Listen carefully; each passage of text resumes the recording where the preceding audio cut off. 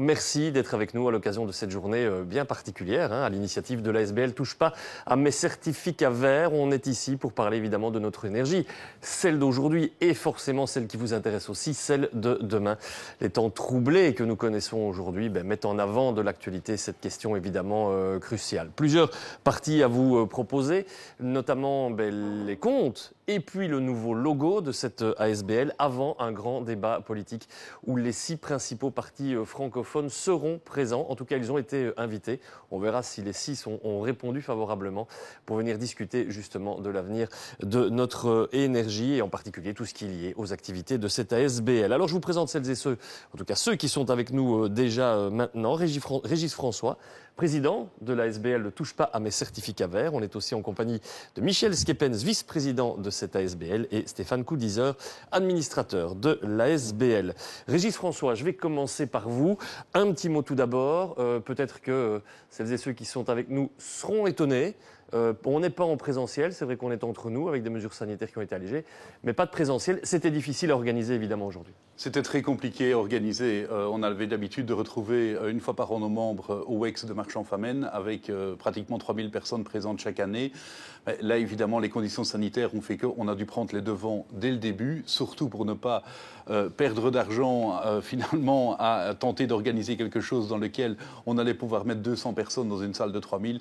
Donc voilà, on a préféré faire ça clairement à distance, ce qui ne change rien. Ils sont avec nous. Et j'ai également une petite pensée aujourd'hui, en tout cas pour notre secrétaire Christian qui se trouve malheureusement aux soins intensifs suite à un problème cardiaque. Et donc je demande aussi à nos membres, même si Christian est sûrement avec nous, occupé à nous écouter à l'heure actuelle, mais de ne pas trop envoyer de mails sur la boîte du secrétariat parce qu'on a trouvé un plan B également pour remplacer Christian en ce moment. On va parler de l'historique, de l'action évidemment de cette ASBL qui prend encore un peu plus son sens, je l'ai dit, avec l'actualité qu'on connaît aujourd'hui, historique et des actions très très claires et très concrètes déjà depuis la création de l'ASBL.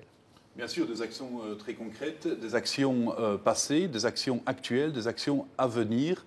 Donc on a beaucoup parlé ces derniers temps évidemment du fameux tarif prosumeur. C'est quelque chose également que l'on va aborder de nouveau dans le débat tout à l'heure.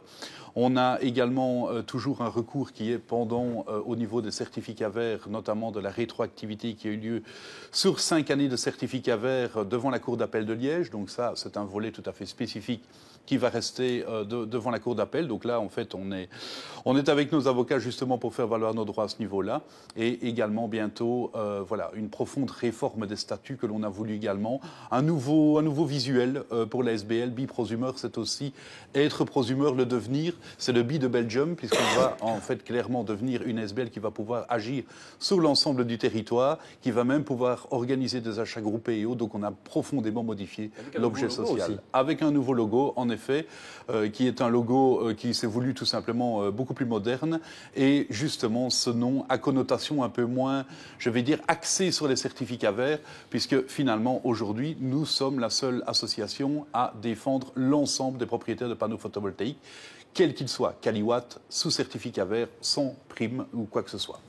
Michel Skepens, on va se tourner vers les comptes que vous alliez nous présenter à l'occasion de cette AG. Et je le répète encore une fois, on vous invite à rester avec nous, car tout à l'heure, grand débat politique avec des représentants des partis présents au Parlement wallon, des partis francophones. Les comptes, donc. Eh bien, les comptes sont toujours très bien gérés par notre trésorier, donc qui essaye en permanence d'avoir des recettes qui correspondent aux dépenses.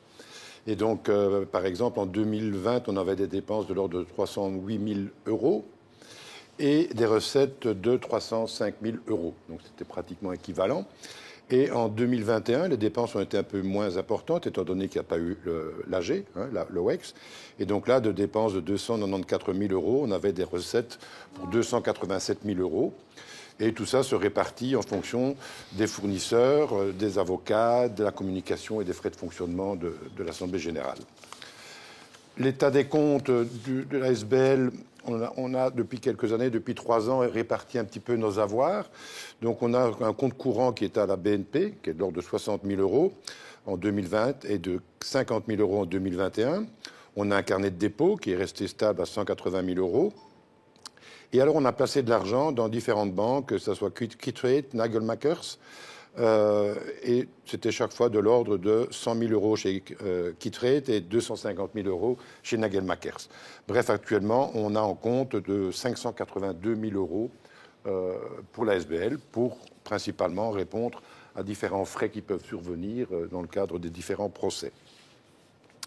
Alors au niveau des avocats, on a travaillé tout un temps les 2 dernières années avec un cabinet de Bruxelles qui s'appelle le cabinet Boyle, et aussi le cabinet qui s'occupe de ce qu'on appelle, nous les 100 panneaux, le cabinet Boplo à Namur, et une avocate spécialiste en droit administratif, le cabinet Kettels, qui nous accompagne depuis 9 ans.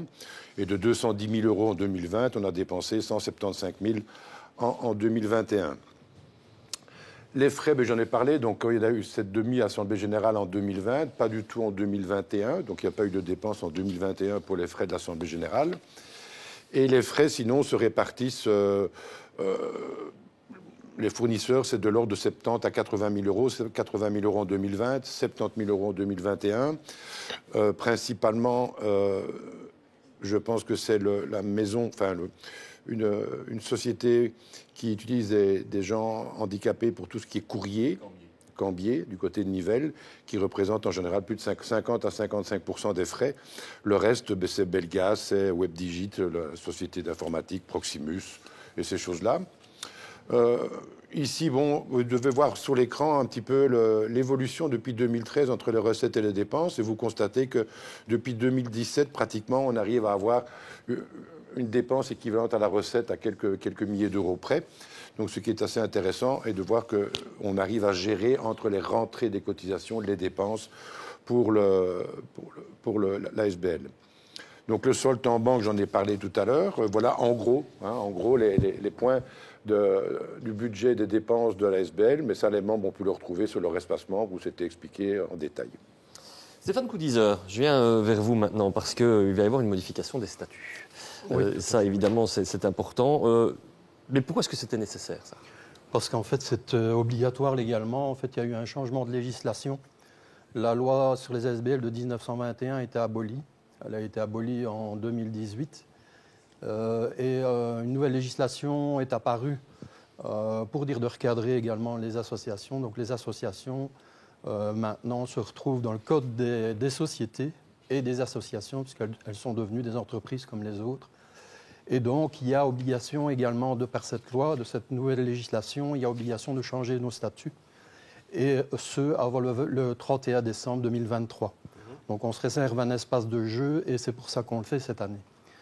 Alors, en fait, il va y avoir surtout une grosse différence, c'est que les personnes qui sont membres effectives à l'heure actuelle vont passer du statut d'effectif à adhérent. Pourquoi ? Parce que, selon cette loi, il faut établir un registre des membres effectifs, ce qui est assez difficile lorsqu'ils sont au nombre de 15 000.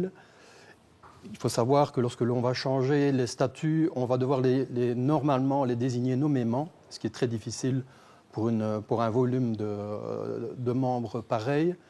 Et donc, pour éviter ce genre d'écueil à l'avenir, ces personnes-là vont devenir adhérentes parce que là, il n'y a pas lieu d'établir un tel registre. Voilà, ça c'est une chose. Deuxième chose, il y a un problème de représentativité. Pourquoi ? Parce que quand les personnes votent, elles sont très peu à voter par rapport au nombre final de membres. Et donc, quand on sait les problèmes actuels, pour recentrer un petit peu la chose de manière démocratique, on voudrait donner voix à tous ces membres et ce sera beaucoup plus facile de le faire en tant qu'adhérent.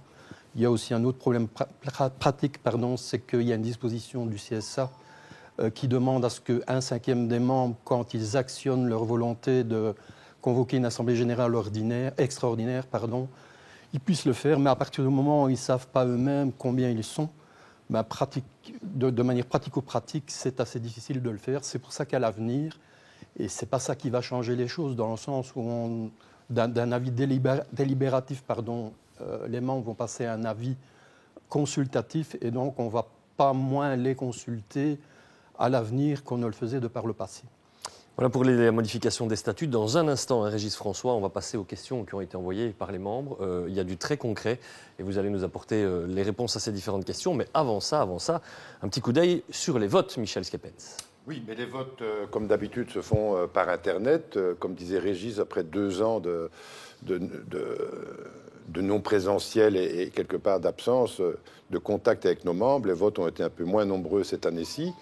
Globalement, les 5 administrateurs, donc Vincent Jacques, Joël Elsaude, Christian Warin, Régis François et moi-même, qui se sont représentés pour un mandat de 2 ans, ont été élus. Les 4 administrateurs, les 4 candidats administrateurs, que ce soit Charles Costa, Rémi Thirion, Jean-François Remy ou Stéphane, ont été élus aussi, avec très peu de voix contre, hein, il faut le reconnaître. Les comptes ont été approuvés pour les années 2020-2021 et des charges ont été données aux administrateurs et aux vérificateurs aux comptes. Et dans ce cas-là, dans cette étape-là aussi, on doit signaler la démission de 3 administrateurs, principalement pour des raisons de conflits professionnels. La SBL prend beaucoup de temps et le niveau professionnel aussi en prend beaucoup pour certains. C'est très difficile de pouvoir ménager les deux et de mener une vie familiale aussi correcte. Donc voilà, en grand, et la réforme des statuts a eu un peu de votes négatifs, 23 votes négatifs sur les 630 votes émis. Donc c'est-à-dire que globalement, les membres sont assez d'accord avec les nouveaux statuts. Merci pour ce compte-rendu détaillé, très clair, très précis. Et je l'avais dit, c'est promis, la parole maintenant aux membres, évidemment, à travers des questions qui ont évidemment déjà été sélectionnées. C'est important d'aller vers les réseaux sociaux et vers ses membres. J'en sais personnellement quelque chose pour pratiquer régulièrement cet exercice dans les émissions à la RTBF. Régis François, première question. Quelles sont les nouvelles concernant le facteur K ? Alors, les nouvelles concernant le facteur K, eh bien, le facteur K, comme je l'ai déjà expliqué, ou j'ai expliqué tout à l'heure, nous sommes devant la Cour d'appel, justement, contre cette révision du facteur K, suite notamment à un premier jugement qui a eu lieu devant le tribunal de première instance de Liège. Donc là, les membres, pour l'instant, ne doivent pas s'inquiéter au niveau du suivi des procédures. On leur a toujours promis qu'on irait jusqu'au bout. C'est exactement ce que nous allons faire. Deuxième chose, par contre, c'est la décision de révision du facteur K que ces personnes doivent demander auprès de la DGO4 à Namur, au travers du fameux bandeau rouge qui apparaissait sur le site où ils rentraient leur certificat vert. Là, on a un énorme problème de temps, puisque dès que l'on rentre aujourd'hui une demande, on est pratiquement à 2 ans, 1 an et demi, 2 ans parfois pour avoir une décision. C'est absolument intolérable. Ils se plaignent là-bas de ne pas avoir assez de moyens. Voilà, moi je remarque quand même que c'est tout de même assez compliqué, extrêmement frustrant en fait pour ces personnes de devoir attendre aussi longtemps, alors qu'il y avait soi-disant une simple formule mathématique dont personne n'a jamais eu connaissance à un moment donné. Donc pour l'instant, que conseille-t-on ? On continue à écrire là-bas, à contester les décisions qui viendraient de cette DGO4. À propos de conseils, puisque c'est le mot que vous venez d'utiliser, faut-il faire le changement du compteur classique vers le compteur intelligent ou est-ce qu'il faut attendre encore un peu ? Alors, oui, ça c'est une question plus complexe. Les smart meters, donc ces fameux compteurs digitaux, en fait, sont une obligation européenne. Donc là, clairement, au niveau de la Commission, ils ont demandé aux États membres d'avoir un déploiement massif de ces smart meters. On est beaucoup plus avancé actuellement en Flandre qu'en Wallonie. En Wallonie, les plans sont d'un déploiement de 50% à l'horizon 2030, d'après les derniers chiffres que j'ai obtenus des GRD. Alors, aujourd'hui, est-ce qu'on doit le faire ? Clairement, non. Moi, j'attends d'avoir des entrevues avec les GRD parce qu'on a quand même un gros souci, c'est qu'ils ont difficile aujourd'hui de me donner un seul avantage pour le propriétaire de panneaux photovoltaïques à demander cette modification de compteur. Je ne dis pas qu'aujourd'hui nous étions absolument contre les Linky, ces fameux compteurs français d'ailleurs qui sont assez contestés. Aujourd'hui nous sommes sur une autre technologie qui est en déploiement, qui va être déployée en Wallonie, mais on leur demande juste d'attendre encore un peu. Il n'y a aucune raison de se précipiter. Et je précise d'ailleurs que c'est dans la déclaration de politique régionale, on laisse le libre choix ou pas d'accepter ce type de compteur. Il est donc hors de question à l'heure actuelle pour les GRD d'arriver et d'obliger, en tout cas à nos yeux, à changer de compteur. Ils me disent, oui mais dans ce cas-là, on pourrait très bien couper l'électricité chez les gens. Je leur réponds simplement que s'ils veulent éviter d'avoir 3000 personnes devant leur porte le lendemain, ils devraient éviter toute coupure. Et que faire si on est contacté justement pour changer notre compteur actuel par un compteur communicant ? Alors, en fait, simplement, à ce moment-là, prendre déjà contact avec le GRD. Encore une fois, je précise que je n'ai pas dit que ces compteurs ne servaient absolument à rien. Ils ont évidemment une utilité pour mieux gérer les flux d'énergie sur les réseaux, mais j'attends surtout de la part des GRD, je pense qu'ils l'ont bien compris. Je vais citer uniquement les deux plus grands, Ores et Resa, c'est qu'on a besoin, au niveau des prosumeurs, c'est de pédagogie, que l'on explique aux gens en quoi ce type de compteur, à l'avenir, va être un avantage pour gérer leurs panneaux photovoltaïques, plutôt que de leur envoyer une simple lettre en leur disant qu'on va se présenter tel jour à telle heure, avec, dans le coin supérieur droit, Liège, date de la poste. Voilà, on attend quand même un peu plus de pédagogie à ce niveau-là. En payant la taxe prosumeur, le surplus injecté sera-t-il toujours récupérable gratuitement lorsque c'est nécessaire? Alors ça, c'est en fait le principe du compteur qui tourne à l'envers, hein, qui est contesté actuellement par certains acteurs du marché. On sait que d'office, voilà, ce compteur qui tourne à l'envers, encore une fois, pour certains acteurs, pose problème. Moi, je remarque juste une chose, c'est que d'un point de vue politique, on l'a fixé dans les chiffres. C'est-à-dire que tout futur prosumeur qui va commander ou faire installer des panneaux jusqu'au 31 décembre 2023 va pouvoir bénéficier du compteur qui tourne à l'envers jusqu'en 2030. Et pour les actuels prosumeurs, donc pratiquement l'ensemble évidemment de nos membres, eh bien automatiquement le compteur qui tourne à l'envers est garanti aujourd'hui jusqu'en 2030. Sauf évidemment énième retournement de situation juridique ou décisionnel d'un point de vue politique qui viendrait à supprimer cet avantage. Je rappelle que les prosumeurs aujourd'hui en Wallonie sont plus de 200 000.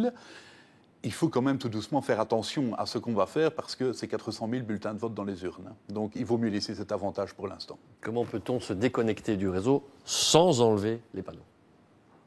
Alors, comment peut-on se déconnecter du réseau sans enlever ? Alors, il n'est absolument pas aujourd'hui dans les limbes de vouloir se déconnecter des réseaux électriques. Alors, pourquoi ? Parce que déjà, c'est quasi impossible, à moins que d'investir dans un container complet de batterie qui va coûter dans les 500 000 €. Et à ce moment-là, il est peut-être possible de se déconnecter du réseau, mais ce n'est évidemment pas le but. Ce que l'on veut surtout, c'est avoir un cadre juridique clair, aussi bien pour les prosumeurs actuels que pour les futurs, qui vont être de plus en plus nombreux et payer en ce moment-là un tarif juste par rapport justement à l'apport que l'on donne aujourd'hui sur le réseau en termes d'électricité, parce que les prosumeurs, il y a également un bénéfice à ce qu'ils soient présents, et pas non plus uniquement un bénéfice pour eux, il y a aussi un bénéfice pour la collectivité, notamment en matière de diminution des coûts de l'énergie. Beaucoup de questions aussi, et dont celle-ci, on en est où avec les 5 années de certificat vert ? Perdu ou il y a encore une chance de les récupérer ? Non, il y a encore clairement une chance de les récupérer. C'est d'ailleurs pour ça que nous sommes devant la Cour d'appel. On a attendu un petit peu, d'ailleurs, avant de déposer un recours devant la Cour d'appel, pour 2 motifs bien précis. C'est que l'on attendait en fait 2 jugements de cette même Cour d'appel de Liège sur en fait un principe constitutionnel tout à fait spécifique. Je ne vais pas le détailler ici, on fera bientôt une réunion avec nos avocats pour qu'il soit détaillé et expliqué. Il y a beaucoup d'arguments qui ont été présentés devant le tribunal de première instance qui sont mis de côté aujourd'hui. Je rappelle que le tribunal de première instance a aussi reconnu que les fameux 7% dont on parle régulièrement eh bien, n'avaient pas de socle clair et que donc ils pouvaient même être à la limite de l'illégalité. Donc on est vraiment dans un flou juridique un peu complet, je vais dire ça comme ça. Donc aujourd'hui, oui, devant la Cour d'appel, il y a encore possibilité de récupérer les 5 années. Évidemment, des questions sont parvenues aussi en ce qui concerne l'actualité. Je ne vous fais pas un dessin. Et voici celle qui a été retenue. Compte tenu de l'actualité en Ukraine et la volonté affichée des instances européennes de tendre vers une autonomie énergétique, y a-t-il une chance pour que nos responsables politiques voient les prosumeurs d'un œil différent et pensent à nous soutenir, et c'est l'auteur de la question qui dit, plutôt qu'à nous taxer davantage? Qu'en est-il des batteries ? Eh bien, on va leur poser la question dans quelques minutes. On va écouter un petit peu quelles sont les visions de chaque parti à ce niveau-là. Il est clair qu'évidemment, on se rend compte qu'aujourd'hui, eh bien, il y a 2 types d'énergie. Il y a l'énergie la moins chère, c'est toujours celle que l'on ne consomme pas, et celle évidemment qu'aujourd'hui les citoyens ont le pouvoir, en tout cas, de produire. Pour être concret, par rapport aux batteries, on est face à 2 choses. Les batteries aujourd'hui, les GRD en eux-mêmes les voyaient comme étant des concurrents, mais clairement des concurrents il y a de cela 1 an et demi. Aujourd'hui, il y a un changement de paradigme, parce que je discute aussi beaucoup avec eux, dans ce sens où ils se rendent compte aussi que on est face à un énorme problème dont on va aborder le sujet également tout à l'heure avec nos représentants politiques ici, c'est que de plus en plus de rues en Wallonie, on a les installations photovoltaïques qui déconnectent de 11 heures, par exemple, à 14 heures, parce qu'il y a trop d'électricité qui est injectée sur le réseau. On me dit chez les GRD, oui, mais Régis, tu dois bien comprendre que ça va nous demander des ajustements à coût de centaines de millions d'euros pour tout mettre à jour. On va devoir doubler les câbles et autres. Mais encore une fois, je pense qu'on prend le problème un petit peu à l'envers, dans le sens où on peut se faire également du prosumeur un allié. C'est-à-dire quelqu'un qui, à ce moment-là, pourrait automatiquement, plutôt que de rejeter cette électricité sur le réseau, la stocker dans une batterie. Et là, en fait, on vient à une relation de gagnant-gagnant entre le GRD et finalement, cet acteur de la transition énergétique qui est le possesseur de panneaux photovoltaïques. Donc, clairement, aujourd'hui, oui, évidemment, en Ukraine, on se rend compte que construire des centrales à gaz, comme on veut le faire pour produire de l'énergie, il va falloir s'habituer à payer son kilowattheure beaucoup plus cher qu'auparavant, alors qu'aujourd'hui, encore une fois, moi, j'ai payé 21 000 € en 2011 pour placer en 2010, pour placer mes panneaux photovoltaïques. La même installation aujourd'hui coûte 5 500 €, c'est-à-dire à peu près un quart. Donc, si je n'ai qu'un conseil à donner, oui, évidemment, si on veut une transition énergétique claire, on va devoir se lancer dans les panneaux photovoltaïques, mais pour ça, encore une fois, il ne faut pas en faire de cette transition un colosse au pied d'argile. C'est-à-dire avoir une énorme statue en termes de transition énergétique qui soit extrêmement puissante et finalement avec des pieds en sable parce qu'on a un cadre juridique qui n'est pas respecté ou qui change tous les 2 ans. Donc voilà. Un grand merci, messieurs, pour cette première introduction, un événement qui sera retransmis via les canaux Internet classiques traditionnels, YouTube notamment, et la suite, évidemment. C'est ce débat qui va vous permettre à vous, Régis François, d'être aussi confronté aux représentants des différents partis qui ont été invités à cette table. On se retrouve dans quelques instants. À tout à l'heure.